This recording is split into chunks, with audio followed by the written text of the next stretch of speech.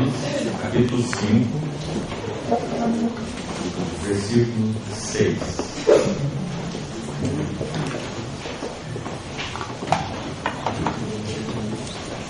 Porque Cristo, quando nós ainda éramos fracos, morreu a seu tempo pelos ímpios. Dificilmente alguém morreria por um justo, pois poderá ser que pelo bom alguém se anime a morrer. Mas Deus prova o seu próprio amor para conosco, pelo fato de ter Cristo morrido por nós, sendo nós ainda pecadores. Logo, muito mais agora, sendo justificados pelo seu sangue, seremos por ele salvos da ira. Porque se nós, quando inimigos, fomos reconciliados com Deus mediante a morte do seu Filho, muito mais, estando já reconciliados, seremos salvos pela sua vida.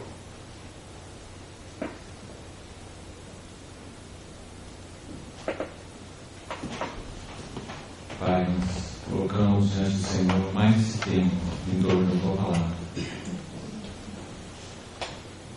Assiste-nos, supre-nos a tua fidelidade pela tua misericórdia. Descortina algo mais da tua beleza, da tua glória a nós,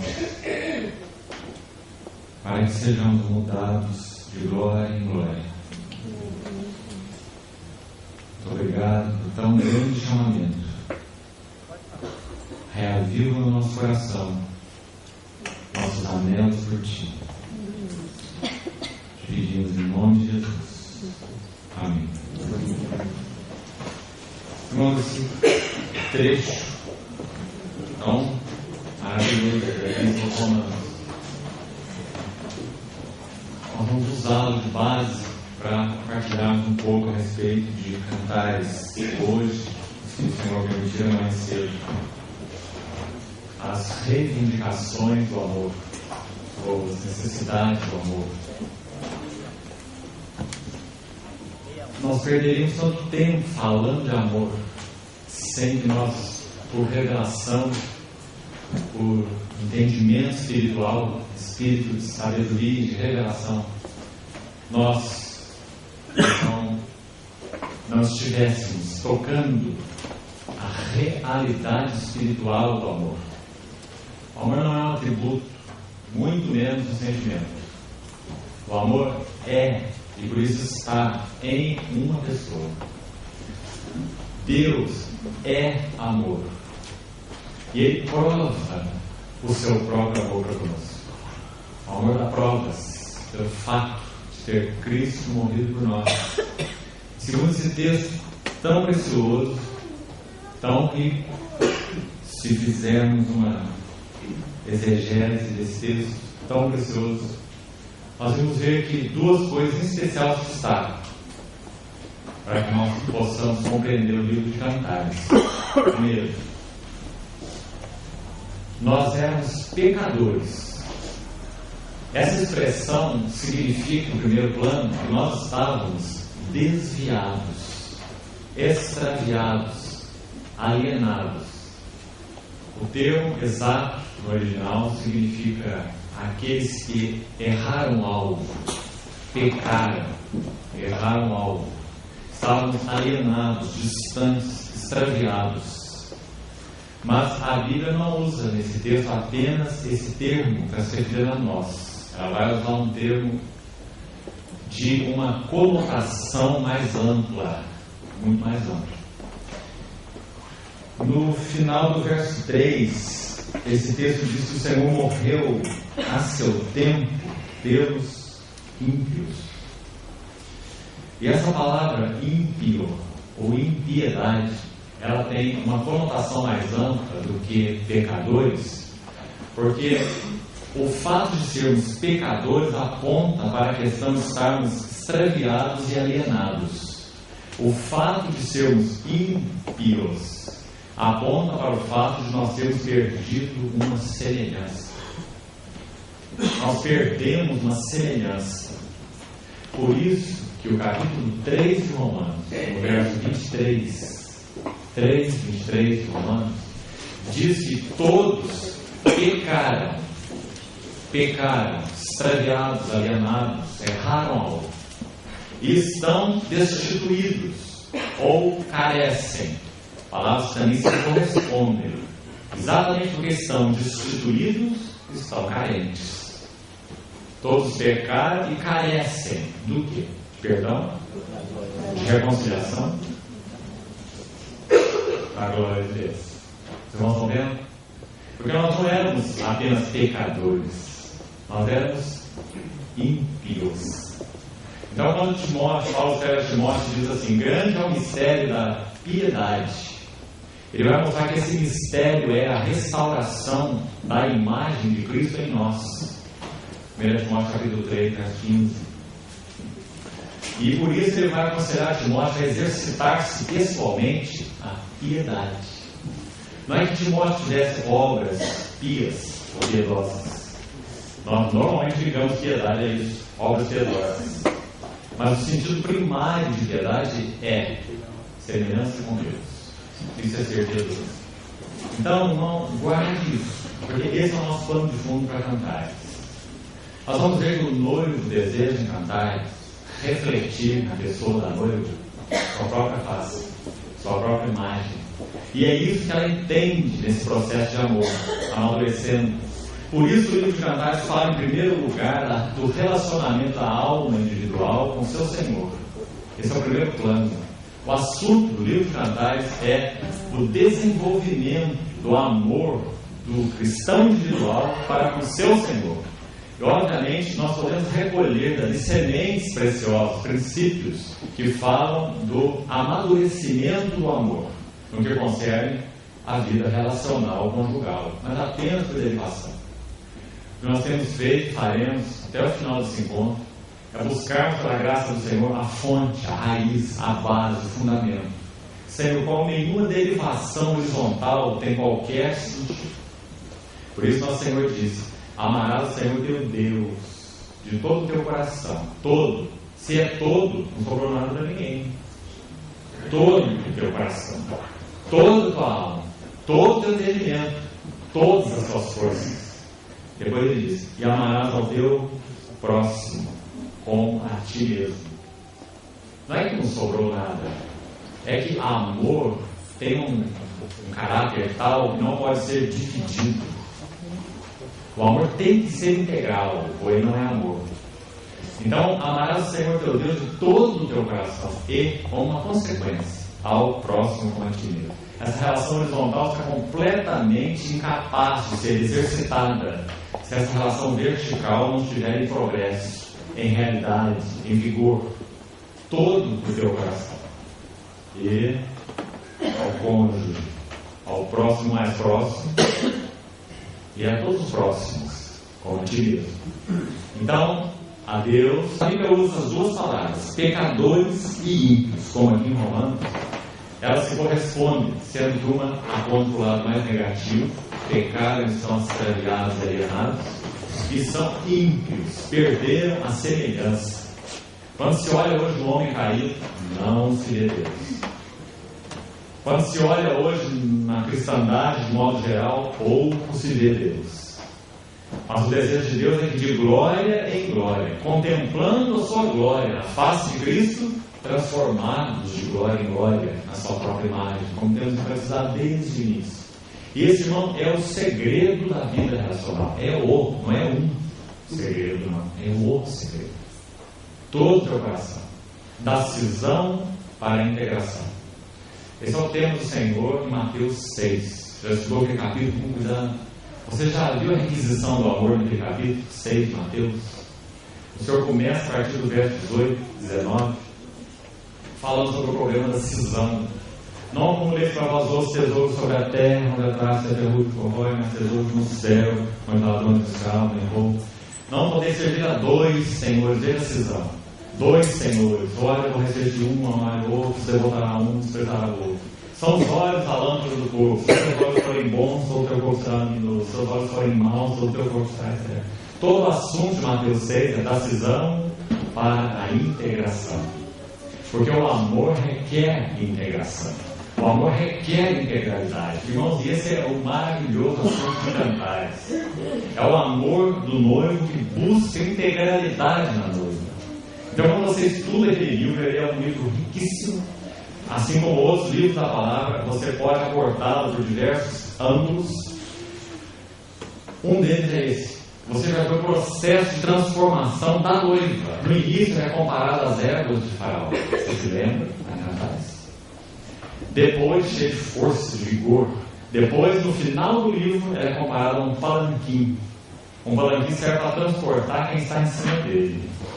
Então a noiva vai passando por um processo de conquista, de transformação, até perder aquela característica indomada das éguas de Faraó e se tornar um palanquim para então o transporte do seu noivo para a glória do seu noivo. Esse é o amadurecimento do amor. Esse que o Espírito Santo deseja fazer em nós pela obra da cruz, pelo trabalho da cruz, pelo processo de discipulado a Cristo. Então, guarda essas duas palavras. Se o nosso Evangelho tem como fundamento o pecado, então o propósito é perdão de pecados. Está certo? Mas se o Evangelho tem como base a perda da imagem de Deus, então o propósito é a restauração dessa imagem. Eu asseguro os irmãos que o Evangelho bíblico tem como propósito a restauração da imagem de Deus em nós. E não apenas o perdão de pecados. O perdão de pecados, a reconciliação é o meio para que Deus atinja o fim. Dentro desse foco, você entende o versículo 10. Fora desse foco, você não entende absolutamente o versículo 10. Porque o versículo 10 diz que se nós, quando éramos inimigos, fomos reconciliados. Se o propósito era esse, o assunto está terminado. Inimigos, agora reconciliados. E um ponto final. Mas esse não é o propósito. A reconciliação, o perdão dos pecados. Então ele diz, quando inimigos nós somos reconciliados com Deus mediante a morte do seu Filho. Mas ele não parou aí. Não ponto, mas vírgula. Então, muito mais. Os irmãos estão vendo a ênfase? Estão vendo? Muito mais. Irmãos, ser reconciliado não é algo muito grande? É muito grande. Se nós sabemos quem somos e quem Deus é, nós sabemos que é muito grande. Mas então é apenas, mesmo sendo imenso, essa reconciliação, que bênção, ainda é um meio, para que o Senhor atinja o fim. Ele não deseja apenas inimigos reconciliados, não. Ele reconcilia inimigos, agora ele trabalha o caráter dos inimigos, para que os inimigos sejam amigos, sejam parecidos com ele. Amizade com Deus, andar com Deus, anda na minha presença, ser perfeito. Os irmãos compreendem que esse é o alvo, não apenas da nova aliança, esse é o alvo da Bíblia. Porque foi assim que o Senhor chamou aqueles homens do Velho Testamento. Noé achou graça diante de Deus e andou com Deus. Enoque andou com Deus e Deus para si o tomou. Acho que uma vez eu contei para os irmãos essa base, esse fundamento que eu estou procurando compartilhar aqui de início, mas desde Enoque, né? Diz que uma menininha escutou um irmão compartilhando sobre Enoque em uma reunião da igreja. E ela ficou muito impressionada. Então ela chegou em casa, o pai dela perguntou para ela, ele não tinha ido à reunião, perguntou para ela o que foi compartilhado na reunião. E ela foi contar a história. Ela disse assim, pai, o irmão estava falando sobre um homem chamado Enoque. E ele disse assim, que ele foi andando com Deus, e andou muito tempo. Andando. E chegou o momento que Deus olhou para ele e falou assim, Enoque, sabe uma coisa? Você está tão longe da sua casa e tão perto da minha, agora entra aqui de uma vez, fica na minha casa. Essa é a história de Enoque. Exatamente essa é a história. Enoque andou com Deus, diz Gênesis capítulo 5, por 300 anos. E Deus para si o tomou. Isso é o que a Bíblia chama de espírito de arrebatamento. Muitas vezes nós ficamos preocupados com o arrebatamento literal, físico ou metafísico. Nós deixamos de compreender o fundamento do arrebatamento. Sabe qual é o fundamento do arrebatamento? Coração de noiva. Coração de noiva. Raízes de trigo. Que quanto mais amadurece, mais se soltam na terra. Está pronto para ser colhido. Irmão, será que esse é o nosso coração vivendo nesse mundo? Qual tem sido o seu coração vivendo nesse mundo? Você tem lançado raízes. Eu quero, eu preciso, eu tenho. Né? Tem que ter, tem que possuir, tem que alcançar. Os verbos, não mais os anos. Né? Joio. Ou será que nós temos tido raiz de trigo? Quanto mais amadurecemos em direção ao alto. Né? E mais as nossas raízes se soltam. Esse é o espírito de arrebatamento. Tocar no assunto do arrebatamento, no assunto da segunda vinda do Senhor, pré-tribulação, pós-tribulação, meio da tribulação, milênio, reino, sem compreendermos o espírito da noiva, é perdermos o foco. Porque o foco é o espírito da noiva. Enoque foi o primeiro arrebatado. E a ênfase na vida de Enoque andou com Deus. Enoque andou com Deus. Isso é oração. Oração é amizade com Deus. Oração é companheirismo com Deus. Oração é andar com Deus. De tal forma que nós que éramos ímpios possamos ter a sua imagem restaurada em nós. E não apenas nossos pecados perdoados. Essa é a verdade dos filhinhos. João, quando escreve aquela epístola, ele designa 3 qualidades de pessoas, digamos, que denotam 3 fases de conhecimento espiritual de Deus: filhinhos, jovens e pais. Quando ele escreve aos filhinhos, ele diz assim, quando ele menciona os filhinhos, ele diz: filhinhos, eu vos escrevo porque os vossos pecados estão perdoados por causa do seu nome. Essa é a verdade dos filhinhos. Amém por ela. Eles se alegram muito nisso. Seus pecados são perdoados. Mas esse é só o princípio. Depois ele diz: jovens, eu vos escrevo porque sois fortes. É mais do que os filhinhos. A palavra de Deus, compartilhamos no catálogo, a importância da palavra, habitando ricamente em nós. A palavra de Deus permanece em vós e tem vencido o maligno. Não é assim? 1 João, capítulo 2, verso que eu estou citando. De 11 em diante. Você veja lá o contexto. Então a palavra permanece em vós, tem vencido o maligno. Isso é característica dos jovens. Eles estão aprendendo que a palavra deles é vida, é poder, é vitória. Eles estão aprendendo a habitar em Cristo, como nós falamos de manhã. Mas aí vai para os pais, os mais maduros, e diz assim: pais, eu vos escrevo, porque conheceis aquele que é, desde o princípio. Aquele que é. É o que? É tudo. Tudo. Ele é a nossa vida, é a nossa justiça, é a nossa sabedoria. Ele é nosso. Ele simplesmente é. Então, irmãos, esse é o crescimento do amor. Essa é a restauração da imagem de Cristo em nós. Esse é o desejo de Deus. Ele não vai se conformar com menos. Você consegue entender por que o Senhor soberanamente te aflige? Ai de nós se não fôssemos afligidos. Salmo 119 diz assim: antes de eu ser afligido, andava errado, mas agora guardo a tua palavra. O Senhor manuseia e rege as aflições de nossas vidas com um propósito. Ele quer o nosso coração perto dele. Ele quer nos restaurar da impiedade para a piedade, para a dessemelhança, da dessemelhança com Cristo para a semelhança com Cristo. E é isso que é feito no livro de Cantares. Esse é um amor intenso do Senhor. Por isso, então, o verso 10 diz que se nós fomos reconciliados com Deus mediante a morte do seu Filho, isso é uma prova, um selo, uma garantia. Quando o Senhor instituiu a ceia, ele partiu o pão e depois ele tomou o cálice. E quando ele tomou o cálice, ele diz: esse é o sangue da nova aliança. Aliança, esse é o fundamento, essa é a base. Eu fiz uma aliança.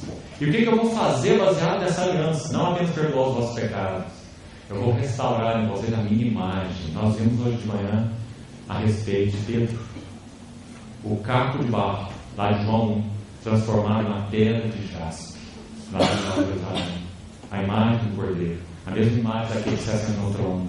E jaspe, ali, segundo os estudiosos, se refere ao diamante. Diamante. Você conhece um pouquinho de diamante? Se você colocar o diamante numa sala escura, ele não tem beleza nenhuma. O diamante não é a luz. O diamante reflete a glória da luz. Mas se você colocar o diamante debaixo da luz, você vai ver a luz penetrar no diamante e ela difracionar. Não é assim? Naquelas 7 cores básicas constituintes. Então você vai ver como que o arco-íris brilhando dentro do diamante. 7 cores. Muito lindo. Ele não é a luz, mas ele reflete a glória da luz. Quando o Senhor transformou Pedro, Pedro era como carbono. Um átomo de carbono, um grafite, um lápis, ele é carbono puro. Ele é tão fraco, quando você passa no papel, o papel é mais forte que ele, porque ele risca o papel. O papel é mais rígido que ele. Mas digamos que você pegasse um pedaço de grafite e enterrasse a 200 metros de profundidade durante um longo tempo e deixasse lá. Quando você fosse lá buscá-lo, você ia encontrar um tronquinho de diamante. Porque o diamante nada mais é do que o carbono. Nenhum elemento é acrescentado ao diamante, além do carbono.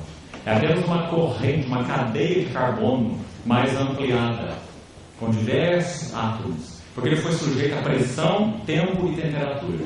Essa é a obra do Espírito Santo nas nossas vidas. Nós somos carbono, grafite, fracos e opacos, não tem valor e nem brilho. Carbono.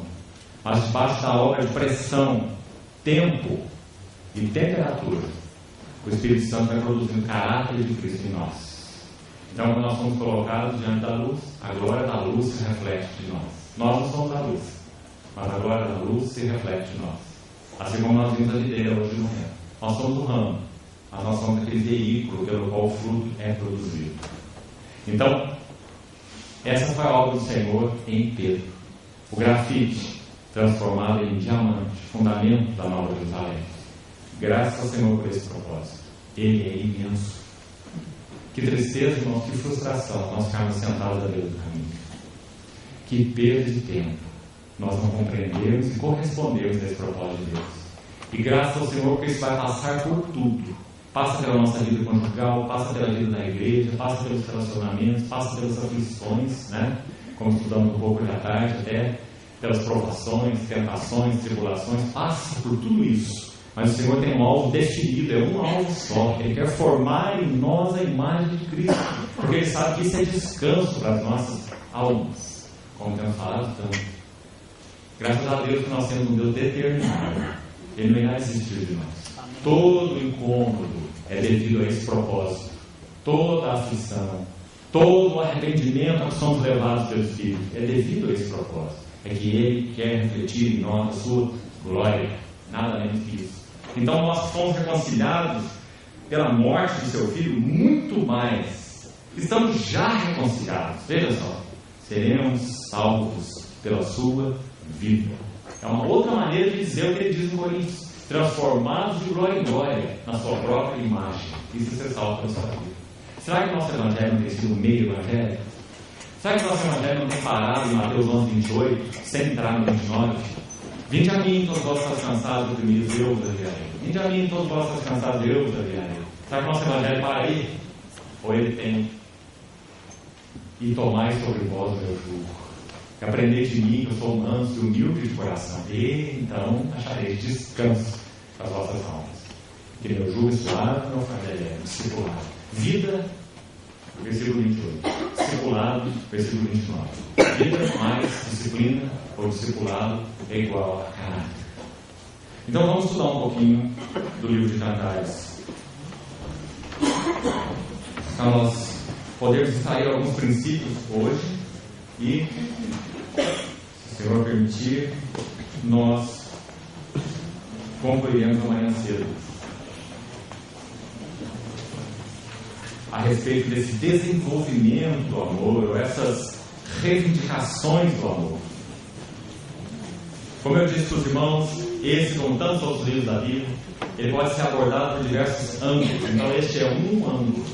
Nós vamos extrair alguns princípios das necessidades do amor, das requisições do amor, da integralidade do amor, o que o amor requer para que ele seja pleno. Vamos extrair então alguns princípios. Primeiro capítulo 1, livro de Cantares. Veja que ele inicia assim: Cântico dos Cânticos de Salomão. Verso 2: Beija-me com os beijos de tua boca, porque melhor é o teu amor do que o vinho. Então nós já tivemos um pouco de compartilhar hoje pela manhã sobre esse vinho, significado, a maneira dele ser produzido, para o que ele aponta. Então veja que o livro de Cantares começa com ele, o gozo do amor, então, relacional. Né? Agora, então, vamos extrair do verso 2 um primeiro princípio, uma primeira reivindicação do amor. Irmão, a integralidade dessa relação de Deus com as nossas almas, as almas que Ele comprou, requer, primeiro princípio, intimidade.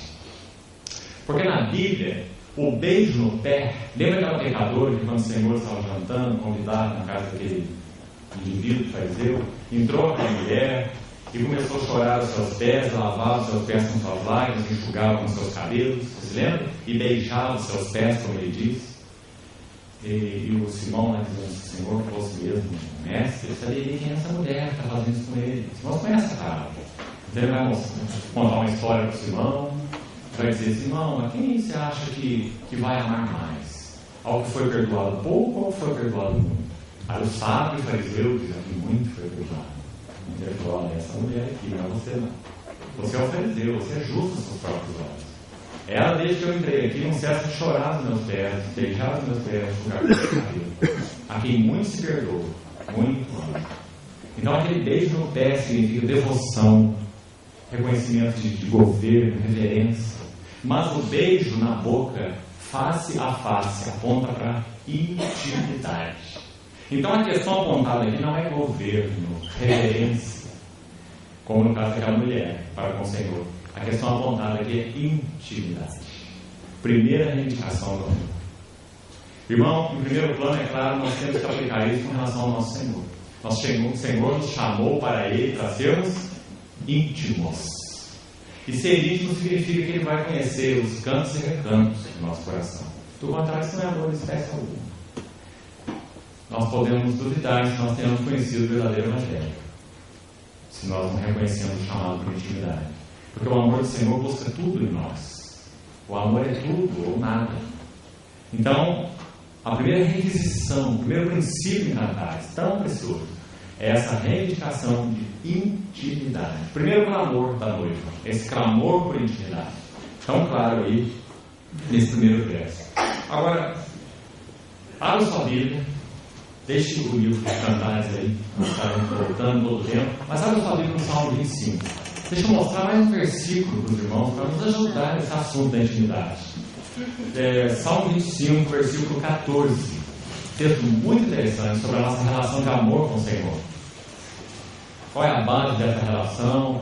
E veja a reivindicação desse amor do Senhor para com aqueles que se relacionam. O que diz o Salmo 25, 14? A intimidade, esse é o nosso assunto, esse é o primeiro princípio. A intimidade do Senhor é para os que o temem. Temer a Deus, na sua palavra, significa, de uma forma bem clara, levar a Deus a sério. Saber que Deus é Deus e que Ele nos trata de forma séria. Séria em que sentido? Ele fez aliança conosco. É a parte B desse versículo.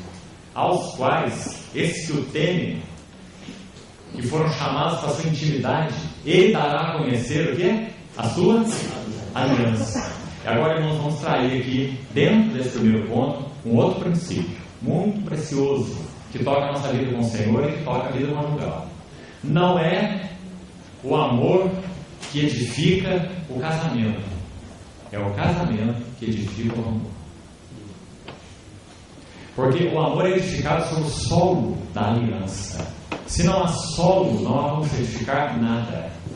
Por isso que o compromisso gera crise, e a crise gera então um apelo para a intimidade, para que nós nos tornemos conhecidos uns dos outros. Sem compromisso não tem nem crise. Por que você vai enfrentar a crise se não tem compromisso? Tem motivo nenhum, é só fugir da crise. Mas quando o nosso relacionamento está edificado, e isso não é só verdadeiro em relação ao Senhor, primeiro com Ele, depois com o nosso cônjuge, depois com os nossos irmãos.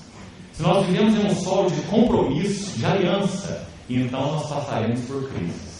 E quando nós passamos por crises, o objetivo do Espírito Santo é que nós tomemos a cruz. Porque o nosso problema somos nós. Então, compromisso, crise e cruz. 3 Cs. Mas nessa ordem. Compromisso, Cristo, cruz. Para que nós sejamos levados de glória em glória. Aí Salmo 25 mostra a fundamentalidade da aliança para que alcancemos intimidade. Essa aliança é verdadeira entre os noivos de Cantares, é claro. Então a intimidade do Senhor é para os que o temem, os que o conhecem, os que sabem que a aliança de Deus conosco é séria, é firmada, é estabelecida. Nós sabemos que o que Deus fala é o que Ele é. Não se negocia com Deus, não se muda a Deus, Ele é o que Ele é. Então Ele nos chamou para conhecê-lo na sua intimidade. A esses Ele dará a conhecer a sua aliança. Que coisa interessante. A aliança é o fundamento da intimidade. E quanto mais se entra na intimidade, mais se fixa, se funda o solo da aliança. A nossa união conjugal é representada pelo anel da aliança, que aqueles que se casaram usam, não é? Irmãos, mas quão débil é o conhecimento, a experiência da aliança para os recém-casados, não é? E quão mais sólido é o entendimento da aliança para os mais velhos, que prosseguiram desenvolvendo sua vida com o Senhor. Quanto mais intimidade, mais aliança. Quanto mais aliança, mais intimidade. As duas coisas andam juntas, sendo que a aliança é o solo da intimidade e nunca o contrário. Nunca o contrário. Então, se isso não está acontecendo bem, se isso não é assim, se isso não está fluindo, se não sinto mais assim, o que eu sentia, isso é um terreno emocional, sentimental. Isso não é amor, isso é sentimento. Então, o solo da aliança se vê abalado, porque eu deixei de sentir o que eu sentia, não é? Mas não é o solo da relação de Deus conosco. Este é o sangue da nova aliança, derramado em favor de muitos para a remissão do pecado. Então, o primeiro apelo do amor, a primeira reivindicação, aliança. Tão claro nesse versículo 2. Agora observe aqui em Cantares, ainda no capítulo 2, rapidamente, veja aqui, capítulo 2, versículos 3 a 5. Ainda dentro do primeiro princípio, intimidade. Qual a macieira entre as árvores do bosque, tal é o meu amado entre os jovens.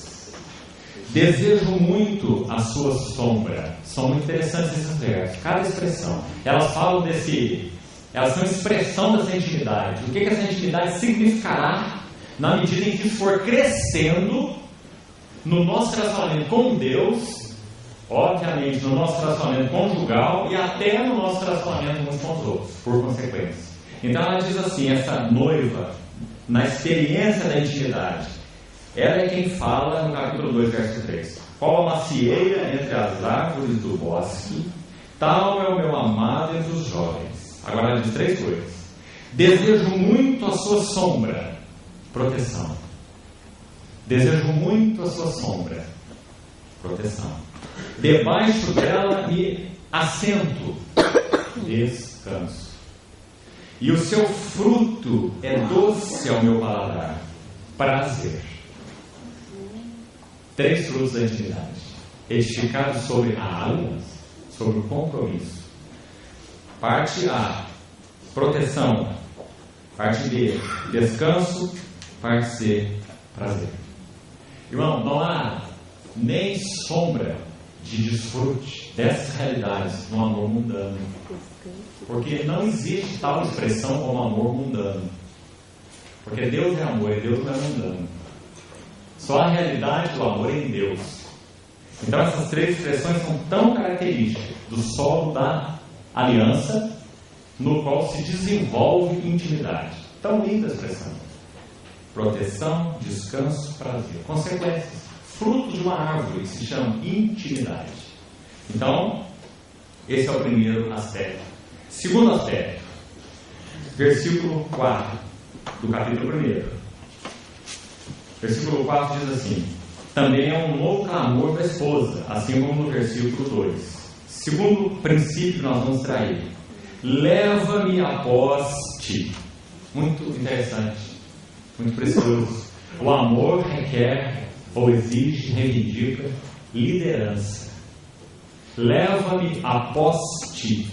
Apressemos-nos. O rei introduziu nas suas recâmaras. Olha o verso 7. Expressando de outra forma essa liderança. De novo um clamor da esposa: dize-me, ó amado de minha alma, onde apacentas o teu rebanho, onde o fazes repousar pelo meio-dia, para que eu não ande vagando junto ao rebanho dos teus companheiros. Que interessante, que lindo esse livro, né? Então, uma segunda reivindicação do amor: liderança. O amor requer liderança. Irmão, a Bíblia é tão clara no ensino do Novo Testamento que em Cristo não há grego, nem judeu, nem escravo, nem livre, nem homem, nem mulher, mas Cristo é tudo em todos. No que concerne ao valor pessoal, não há nenhuma diferença essencial entre homem e mulher. São igualmente seres criados à imagem e semelhança de Deus, como o livro de Gênesis deixa muito claro, né? Agora, essa é uma parte da revelação da glória de Deus quando criou o homem e mulher. Mas há um outro aspecto da revelação da glória de Deus ao criar homem e mulher. E esse aspecto se chama complementaridade. Não apenas unidade, igualdade de essência, mas complementaridade. Então, quando ele nos fez seres diferentes em funcionamento ou em função, parte da glória da sua sabedoria, da sua criação e, consequentemente, da sua redenção, do seu propósito eterno, está revelado nessa função. Por isso que a pregação unissex é a pregação do diabo. O diabo quer um mundo unissex. Deus não. Deus quer um mundo bissex. Porque isso é parte da revelação da sua glória. Essa diferença de função. Ele criou o homem, ele criou a mulher. E nessa complementaridade, nesse funcionamento harmonioso de diferente função, ele revela algo a mais da sua beleza, da sua glória. Como isso é importante. O amor requer liderança. É claro que se nós entrássemos nesse assunto para dissecá-lo, nós precisaríamos de uma conferência para este assunto. Porque a Bíblia é muito clara sobre ele. A beleza dessa diferença de função. Deus é o cabeça de Cristo. Cristo é o cabeça de todo homem. E o homem é o cabeça da mulher. Maridos, amai as vossas mulheres. 5 verbos. Como Cristo amou a igreja.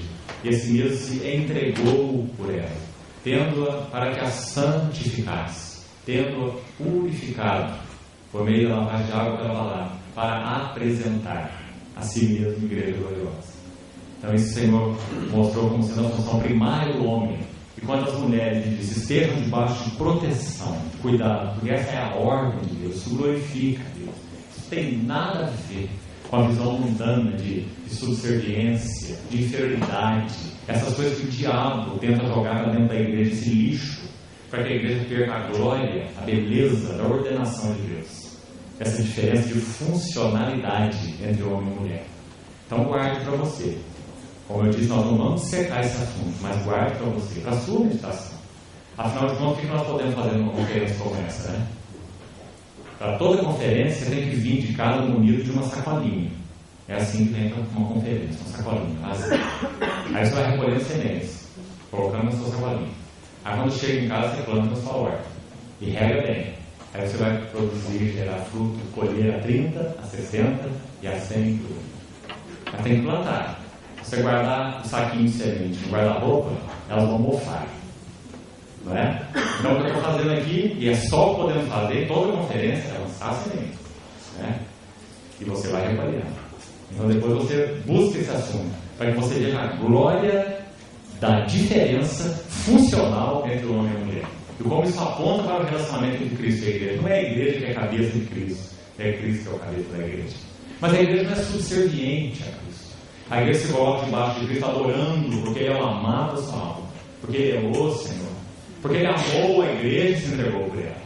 Não é? Então há uma complementaridade tão maravilhosa nesse relacionamento entre homem e mulher. Agora, irmãos, é claro que tanto homem quanto mulher, no que concerne a serem seres individuais, pessoais, eles têm que desenvolver sua vida com Deus, para que o amor maravilhoso de Cristo e para que a submissão gloriosa da igreja sejam manifestadas na vida homem e mulher, de uma forma bela, harmônica, rica, assim como é o relacionamento de Cristo e a igreja. Então, se você estudar Efésios 5, por exemplo, você vai ver que o princípio está lá no verso 21, sujeitando-os uns aos outros em amor. E ali não tem diferença de sexualidade, está dizendo uns aos outros é todo mundo, sujeitando-os uns aos outros no corpo de Cristo, em amor. E aí ele parte da diferenciação. No verso 22 ele já diz assim: as mulheres, ele nem repete a questão da submissão. No original, não. A nossa tradução repete a ideia: mulheres, sejam submissas aos vossos maridos. Não é assim que está na Bíblia? Mas no original ele não repete a ideia, porque o princípio já foi posto no verso 21. Sujeitando. O princípio é sujeição para todos. Todos, independente se é homem ou mulher. Sujeitem-se uns aos outros no Senhor. Se eu reconheço que o Senhor tem falado através da vida da minha esposa, e quantas vezes ele fala? Claro que fala, não é? Então o que eu tenho que fazer? Reconhecer, é a voz do Senhor. Então levar aquilo diante do Senhor, juntos, para que então aquele discernimento seja concretizado, cristalizado no nosso coração, nós possamos receber aquilo da parte do Senhor. Não importa quem veio. O homem ser cabeça não significa as decisões todas que se referem ao governo vêm através dele, na sua relação com o Senhor, e a sua esposa vai simplesmente andando atrás dele. Não, não é assim. Ela, no seu auxílio idôneo, capaz, adequado, ela reflete da mente de Cristo, da sabedoria de Cristo, da vida de Cristo, porque ela tem Cristo, porque ela é habitada pelo Espírito de Cristo, não é? Então, quão diferente é isso desse lixo que o diabo tem tentado jogar para dentro da igreja, quando essas palavras de submissão, amor são tocadas, não é? Vamos nos desvencilhar desse lixo e vamos guardar a glória do que o Senhor reservou para nós, como seu povo. Então, Efésios 5:21, sujeitar uns aos outros, todos. Então ele diz assim: as mulheres a seus próprios maridos. Então ele vai entrar na ordem funcional agora. E depois no versículo 25 ele entra na questão dos maridos: amar, entregar, santificar, purificar, apresentar. 5 verbos. Para a questão específica da esposa, você vê o significado da liderança até isso. No que concerne a esposa, ele usou um verbo: sujeitar. No que concerne ao marido, ele usou 5 verbos: amar, entregar, santificar, purificar e apresentar. Quão grande função, né? Responsabilidade. Deus, a cabeça de Cristo, Cristo, a cabeça de todo homem, e o homem, a cabeça da mulher. Então, há um clamor, uma reivindicação clara do amor em desenvolvimento no livro de Cantares, no que se refere à liderança. Liderança. Versículo 4 e versículo 7. Mais um princípio. Capítulo 2, versículo 15.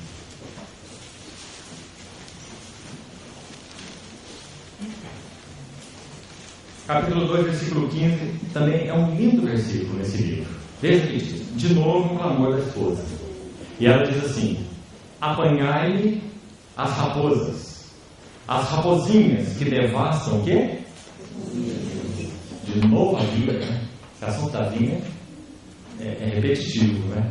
Porque fala do gozo relacional, fala do que Cristo é. Eu sou a videira verdadeira. Olha o entendimento dessa esposa. Ela diz assim: apanhai as raposas. E aí ela especifica as pequenininhas, as mais sutis, as raposinhas que devastam os vinhedos, que fala do gozo relacional. Porque a nossa vinha está em flor, não em fruto. Está vendo? Antes da maturidade. Como eu disse para os irmãos, isso é um progresso de amor, é um crescimento de amor até a maturidade. Aqui a vinha está em flor.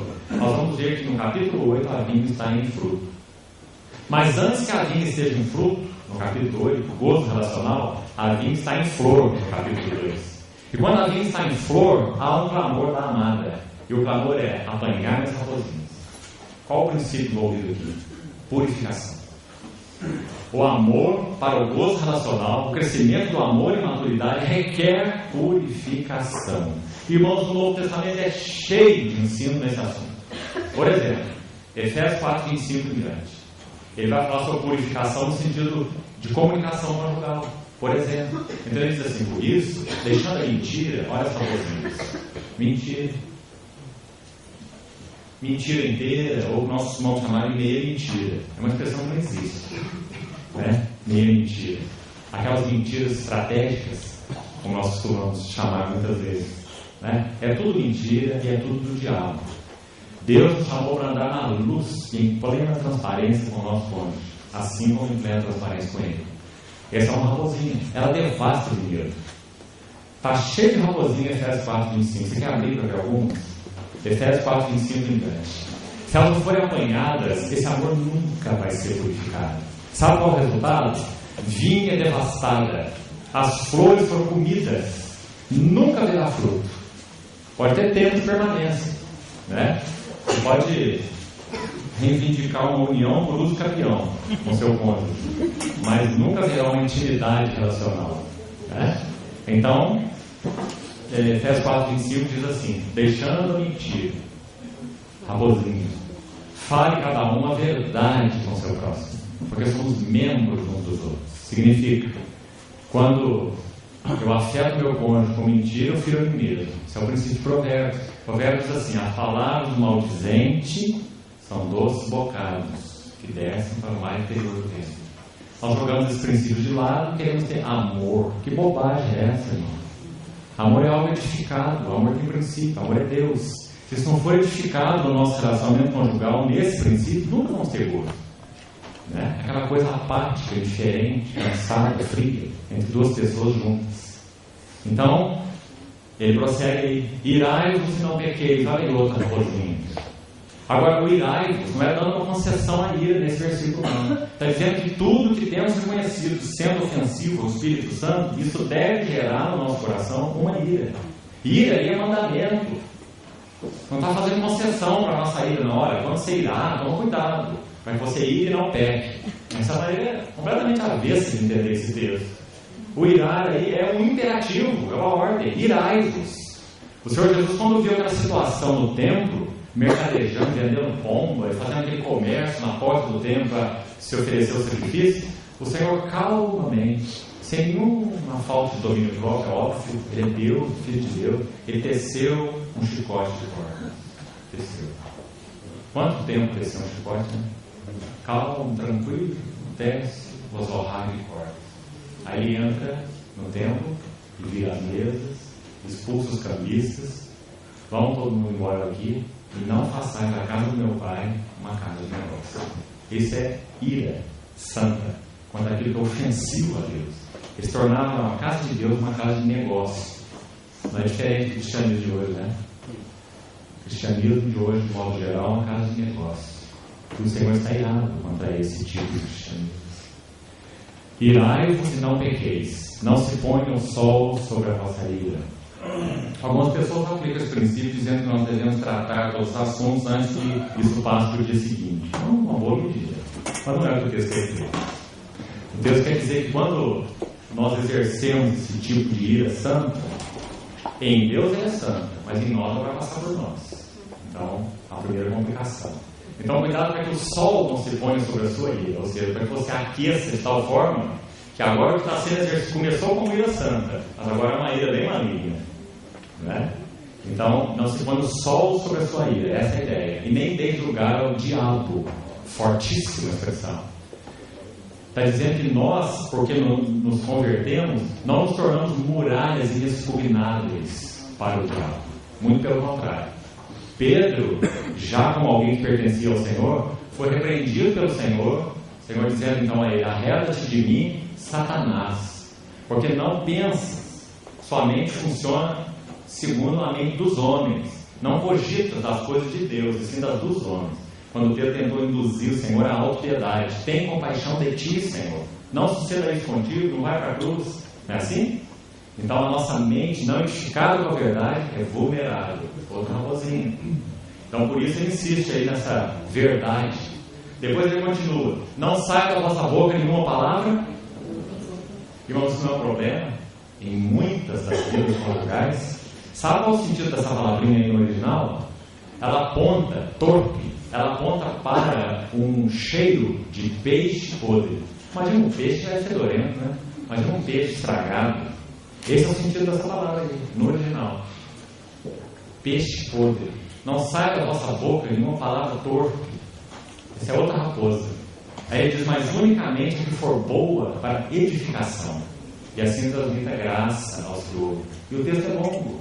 Aí ele vai dizer: não entristeçais o Espírito Santo, com qual fosse selados para o dia da redenção. Depois ele vai especificar de novo mais algumas coisas, lá no verso 31, quando ele fala: longe de vós toda amargura, outra raposa. Não é? Verso 30, 31, 32. Longe de vós toda amargura, e cólera, e ira, e gritaria, e bem assim toda malícia ou maldade. Aí depois ele vai entrar no lado positivo. Como você lida com isso? Perdoando, sendo benigno, compassivo e etc.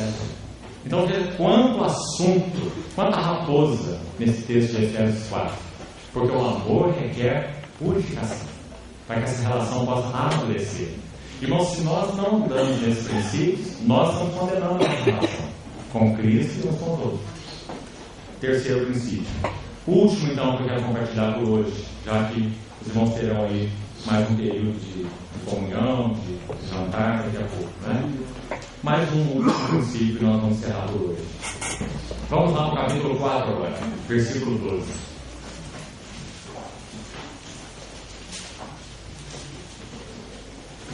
Capítulo 4, versículo 12, diz assim: Jardim fechado és tu, minha irmã, noiva minha, manancial recluso, fonte selada. Qual o princípio abordado aqui? Exclusividade. Seria uma expressão de santidade, né? Estaria correto. Santidade é de separação, exclusividade. Santidade traz a ideia de exclusividade. Mas vamos colocar essa palavra, talvez mais ampla, né? Exclusividade do amor. Expressa aí por essas três figuras tão bonitas. Jardim fechado. No contexto em que foi escrito esse livro, os jardins orientais, e é assim em grande parte no contexto oriental ainda atual, os jardins não eram para exibição pública.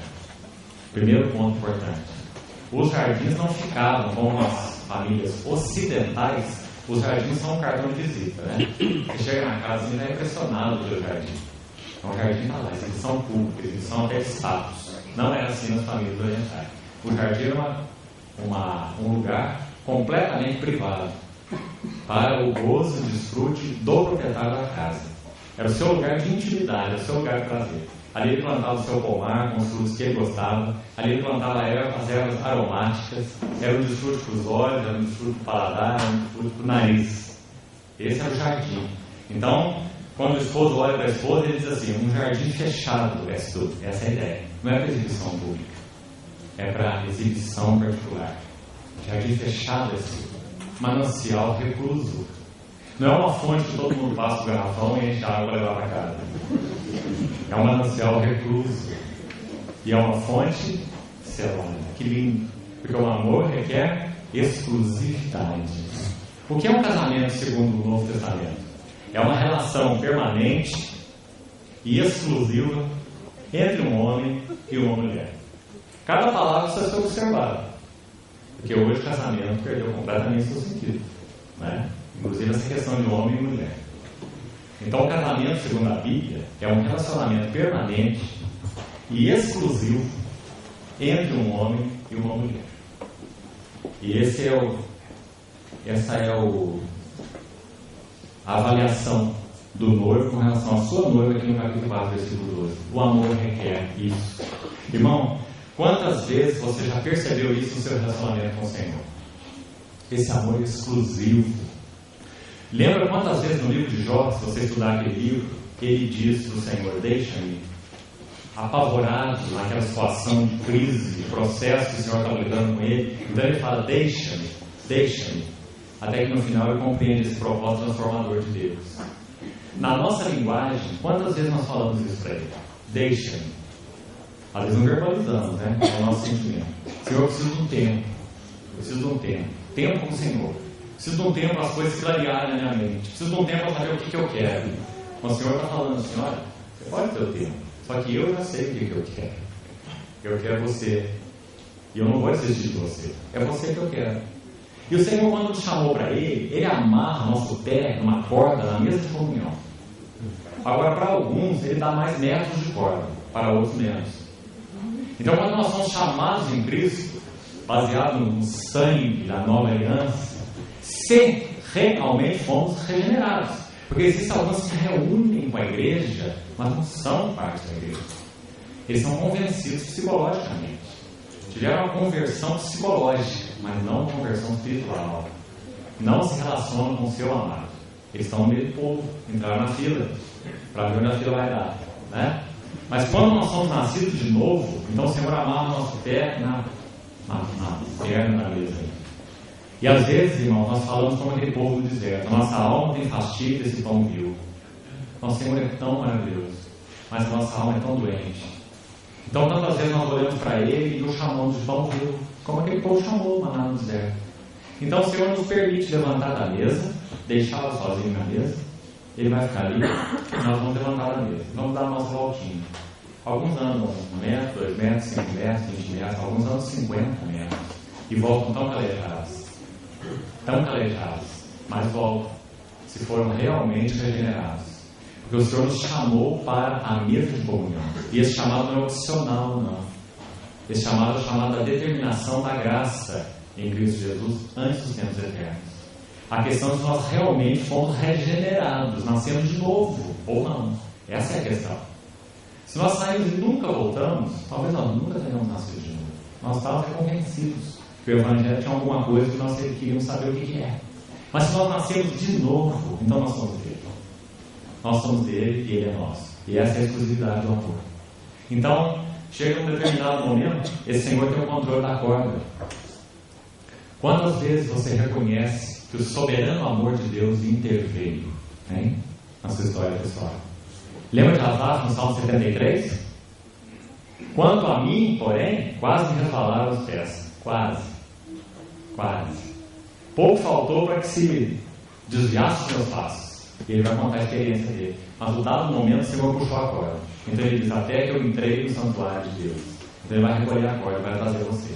Aí ele vai montar as suas feridas, com todo carinho, como o pai faz com o filho desobediente, né? Mas na medida que ele vai montando as feridas, ele vai nos dizendo assim, aprendeu, meu filho? Aprendeu bem? E vai curando nossas feridas. Agora você aprendeu que eu te amo, aprendeu que você é meu, aprendeu que eu te quero, aprendeu que eu sou teu tudo, e vai montando as nossas feridas. É assim que ele trata com aqueles que são dele, porque o amor é exclusivo. Irmão, há um versículo impressionante em Tiago capítulo 4. Você quer abrir lá? Tiago capítulo 4, versículo 4. Vamos ver, pensar um pouquinho sobre ele e vamos encerrar por hoje. Tiago 4, 4.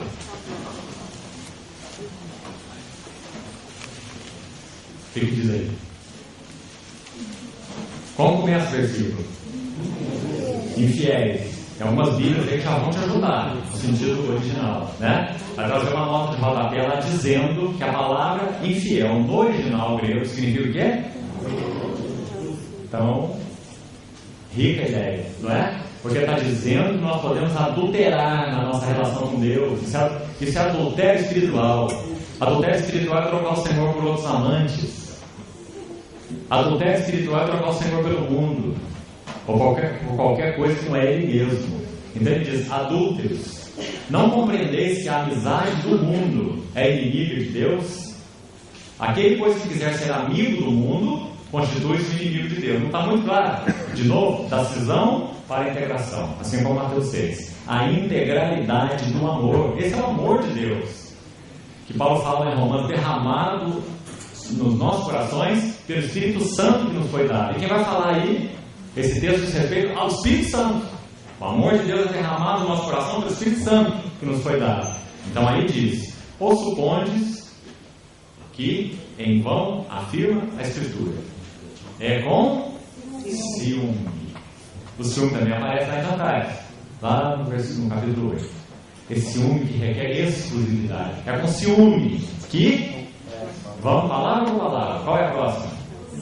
Que por nós anseia. A palavra anseia também é forte. Ela fala muito, muito mais do que uma expectativa. De jeito nenhum. Quer dizer que o amor de Deus tem uma expectativa por nós. Não tem expectativa nenhuma. O amor de Deus é determinado. Ele anseia. Sabe o que é ansiar, para você entender? É um menininho de 7 anos que está ouvindo uma banda lá, uma fanfarra, passar, tocando do outro lado do muro. Ele não alcança o muro, então ele pega uma lata que ele encontrou lá, assim, um pneu, lá, coloca na mesa do muro, sobe, fica na ponta do pé, com a mão assim, para poder enxergar aquilo que está passando. Ânsia, essa é a ideia. Ânsia. Ele tem que ver. Fica lá na pontinha do pé. Essa é a ideia desse versículo. O Espírito Santo tem ânsia por nós. Você já se viu assim? com o objeto do amor de Deus? Esse é o fato, está afirmado. O Espírito Santo, você supõe que a Escritura afirma em vão? Você acha que é em vão? É com ciúme, zelo, ciúme, que o Espírito de Deus anseia por nós. Aí conclui, o Espírito que Ele fez habitar em nós. Essa é a exclusividade do amor. Esse é só um exemplo. Tem tantos textos no Novo Testamento. Então, irmãos, o que nós devemos ou podemos fazer diante desse clamor do amor? Clamor por intimidade. O que pode descansar nossa alma mais que isso? Ser dele e ele nosso. Clamor por purificação, apanhando as raposinhas da nossa linha. Clamor por integralidade, clamor por exclusividade, clamor por liderança. O que pode despertar o nosso amor na nossa relação com o Senhor, senão o seu amor? Nós amamos porque Ele nos amou primeiro. Não fosse vós que escolhesse a mim, eu vos escolhi a vós. Então, o livro de Cantares, com a ajuda do Senhor, nós vamos fechar amanhã cedo. Nós vamos buscar ali mais 3 ou 4 princípios que vão mostrar a maturidade do amor. Tão lindo. O alvo que o Senhor deseja, então, conduzir os nossos corações na vida relacional com Ele e, por reflexo, na vida relacional com uns com os outros. Vamos, então, parar por aí hoje. Amém. Vamos lá.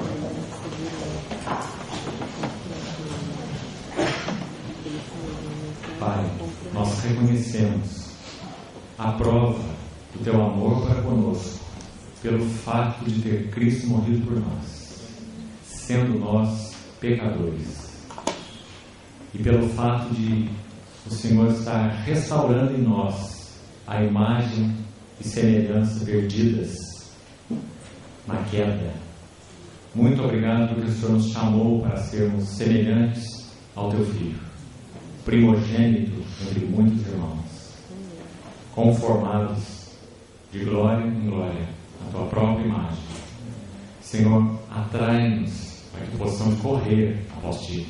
Desperta-nos de onde nós estamos, o nosso solo, seja o solo da indiferença, o solo da apatia, o solo da descrença, o solo do cansaço, das reservas. Alcança o nosso coração, Senhor. Só o Teu amor, Tua palavra, Teu Espírito pode alcançar o nosso coração onde ele está.